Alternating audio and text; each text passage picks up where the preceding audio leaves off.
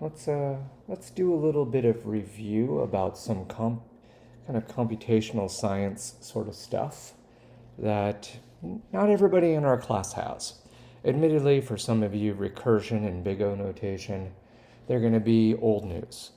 But for a certain chunk of the class, this is brand new. And I'm pretty sure that most of you won't have seen anything to do with information entropy, which is a bit of math that we're going to need when we start to talk about decision trees.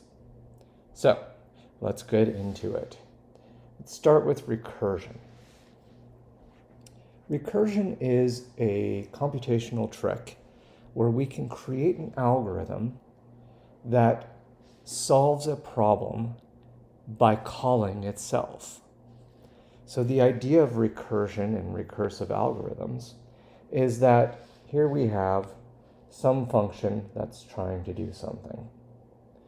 It does some stuff, but notice right before the return statement, right, in the return statement, we have the function calling itself. In fact, what recursion is it's a divide and conquer method. So we can take a problem, cut it up into smaller problems, and solve a tiny chunk of the problem, and then call ourselves to go solve the rest of the problem. Okay, with that in your mind, try to figure out, what does this function do? It takes x, and you can pretty much see from this stuff, if you know your Python, that x is some kind of list. And what it's doing is, it's taking the problem, breaking it up into a chunk, and then running the problem again on x and the list except for the very first element. So ask yourself, what is this function doing? I'm kind of being slow here so that you will actually try to solve this yourself. I'm going to leave it as a mystery. Okay. Well, let's look at an actual divide and conquer style algorithm so we can understand how recursion works, where we're talking about it specifically. So quicksort is one of a vast array of algorithms that can be used to take an unordered list like this and turn it into an ordered list, sort it. So how does this work? We start with an array, and we're going to assume that if the length of the array is 1, that is less than 2, well, it's got to be sorted, right? So we're just going to return our sorted array because it's just 1 long. Okay. If we have an array that's not tiny, that's not just a single element, then what we need to do is find what's called a pivot. We're going to take the 0th element. In this case, we're going to start with 5.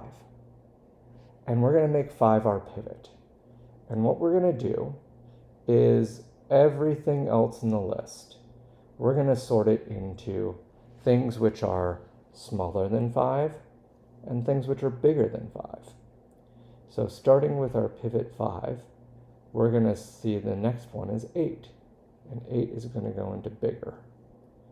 And then we get 1, and 1 is going to be smaller. And next we get 3. 3 is also going to be smaller. And then we get 7.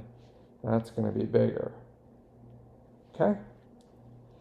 And in doing that task and using that pivot to create lists that are smaller and bigger, that's what goes on here, then all we've got to do is, we know we've sorted things into bigger than us and smaller than us. So let's recursively call quicksort again. We're going to take everything that's smaller and call quicksort on it. And eventually it's going to sort out. And once it is sorted out, into 1, 2, 3, we can just return that quicksort, return the pivot, and at the same time, we're going to recurse in and call quicksort again on our bigger element. And we're going to keep doing that until we get sorted 7, 8, 9. And then we're just going to return the sorted bigger elements. Okay, so recursion. We start with an idea, we do it once, and we call the same quicksort algorithm again for the smaller elements, which results in further recursions, all the way until we get to one long stuff, like this guy. Okay? And that creates a sorted array in the end, because we go all the way down into the bottom of the recursion, and then we pop back up, bringing up the answers. All right, if this is still confusing to you, don't worry too much, but I do think you need to get some time playing with how to sort a number system, a number list with quicksort. Okay. So that's kind of computer science 1 sort of stuff. Another thing that you may or may not have had in the course of your computer science education is understanding computational complexity. So all algorithms, including recursive ones, they can be measured in how long they take in the big picture sort of way. So how long does it take if we're going to do an algorithm, if we're going to sort a list?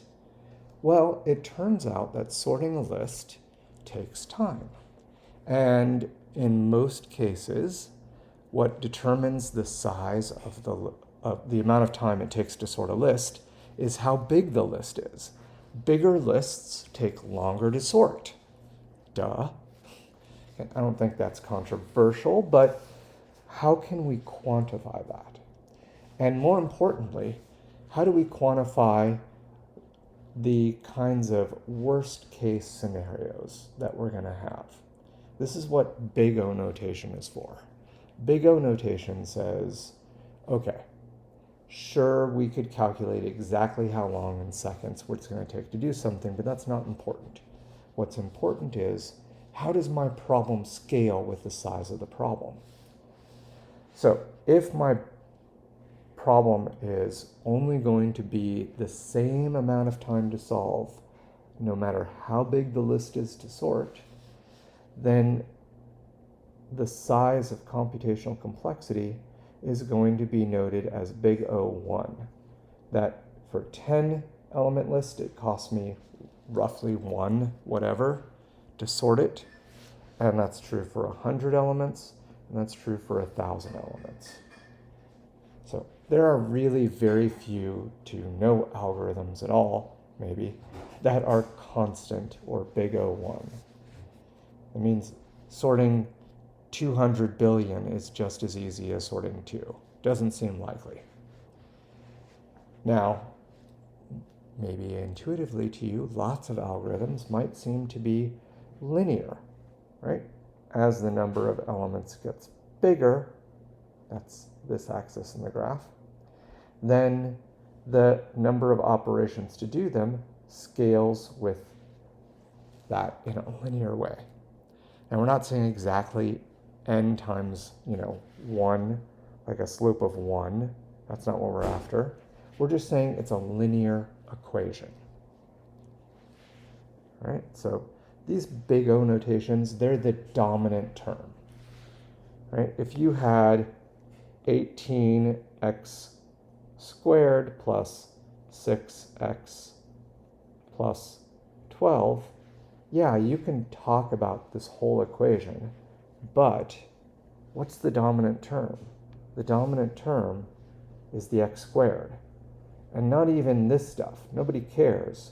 It's the x squared. It's the dominant term. Big-0 notation is always done in this dominant term sort of way.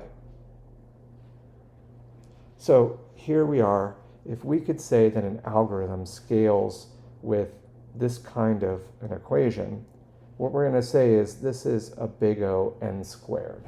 And that means that If we have 10 elements, maybe it takes 100 cycles of computation, or 100 seconds, or 100 whatever.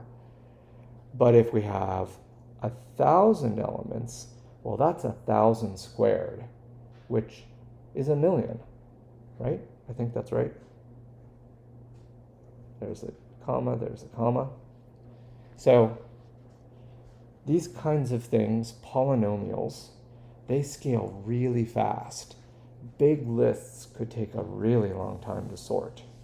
And heaven help you if you're not n squared, but to the n power. In general, these things, right, like a linear thing will scale in, okay, that's fine. Something that's n squared goes up very quickly, and something that's to the n power or n factorial just basically heads off to infinity for very tiny problem sizes.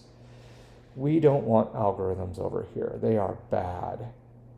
We strongly prefer algorithms that are linear, or if we can get them, sublinear. Okay, so we're going to talk about both recursion and computational complexity when we talk about decision trees, because let me just let you know, decision trees are recursive algorithms, and we're going to use some Big-0 notation to talk about how long it takes to make a tree. Okay, so we've got some math chunks. What is the last math chunk that we need to take a look at decision trees? So let's introduce a concept called information entropy. Information entropy is really interesting. Fundamentally, anytime you've got random variables in statistics, you're not just in the world of probability and statistics, you're also in a world where we can measure things in terms of information, right? How is it that statistics can actually be viewed from a different lens as information? So let's talk about distributions, right? Statistics are about distributions. Sometimes we have very, very wide distributions, and sometimes we have very, very peaky, narrow distributions. Well, what this means is that if we have a very peaky, narrow distribution, it means that getting a measurement, like if we draw a new random sample out of that distribution, it's not going to be very surprising, right? This distribution over here is mostly just one thing. Mostly we're going to get values like this. We're going to hardly ever draw any values over in these very small tails. So a peaky distribution is very ordered. It's very predictable. You won't be surprised when you draw a sample. You pretty much know what the outcome is going to be before the draw happens. Now, in contrast, a fat distribution like this one with a nice wide standard deviation, well, you're kind of unsure about outcomes. This distribution has lots of different things that are going to possibly crop up. You don't know what particular x values you're going to pull out of the hat. This is a disordered distribution. It is unpredictable. It might be very valuable to you if some magic oracle could tell you the outcome of the draw before the draw happens, because you're not really sure what the outcomes are going to be like. So this is the world of information. What kind of information do you gain by getting a sample? If you had some magic oracle to tell you what was going to happen, would that be useful information to you? Is the outcome of a distribution draw going to be information you care about? Or is it going to be, who cares, I knew before it happened? So this kind of math comes from the world where we're trying to understand how to create communication channels that don't mess up, right? So back in the 20s through the 40s and 50s, this math was invented in order to say, oh, here we've got this radio, and this radio is sending signals. And how do we send those signals with ways that prevent the message the information from being lost. Okay? How can we create codes is one element of information theory. How do we create codes that the information transmitted by the code doesn't get lost? Okay, but the fundamental thing about information theory is this measurement called entropy. And entropy is really just order, predictability, surprise. Okay? High entropy distributions, they are unpredictable. Drawing from them is very surprising. Low entropy distributions, they are very ordered. They are very predictable. And you will not be surprised, generally speaking, by a draw from one of these. Okay, now that I've given you that basis, let's actually talk math. So we can calculate entropy for both discrete random variables and continuous ones. It's easier to think about the idea of a discrete random variable, so let's start with that. The math is really simple. If the probability of a random variable being a particular value is this, right? Think of that distribution, right? What's the probability, the PDF, that I draw this particular value? It's relatively high. What's the probability that I draw this blue value? Relatively low. Okay? So for every possible value that the distribution can take, that's what we're summing over,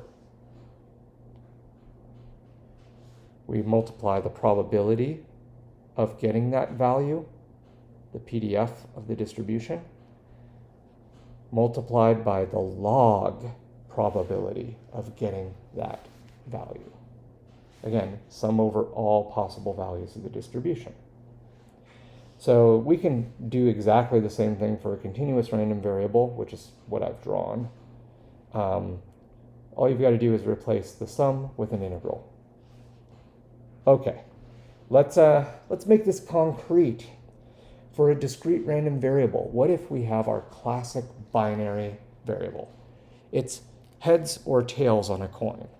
It's positive class or negative class on some machine learning classifier. That's a binary variable. It's got two choices. Well, what if the two choices are 50-50? What if the coin is fair?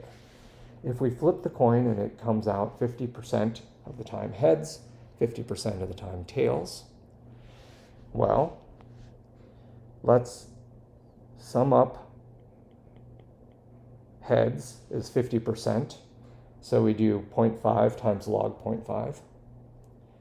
And tails is also 50%, so it's also 0.5 times log 0.5. So if you do all that, you put in your negative sign, don't forget your negative sign, then the value you come out with is roughly 0.3. Now, what about a very different coin? What about a coin which is bent, which is 90% heads and only 10% of the time does it lean towards tails? So we put in our heads value and our tails value. We turn the crank on the math, and it turns out we get a much lower number. So this is, to use a distribution, right? This is 50-50. This one over here, this one, 90-10. So you can see that the 90-10 is a way peakier distribution. It's way more ordered. It has lower entropy. Now, FYI, there's no difference between 90% heads and 10% tails, and flipping that around and have a 90% tails coin. From the nature of surprise, from being surprised by the outcome of the flip, it's got the same amount of surprise, it's just that it's a different outcome that's more likely. So the entropy for the tails heavy bent coin is just the same as the heads heavy bent coin. Now, you may ask yourself, how does entropy change as I go from all negative class or tails, right, over this side, to all positive class or all heads over on this side. Right? So this is the value probability of positive class or probability of heads. And when probability of heads is 1, we've got this perfect coin that always lands heads. And here's our always lands tails. As you can see, this is symmetric, right? And it peaks at the 50-50. The 50-50 is the most disordered, the hardest to predict. And that's where our entropy is highest. Okay, so as always, never forget this negative sign when we're calculating entropy. Why is that? Well, it turns what is a small negative number into a positive number, right?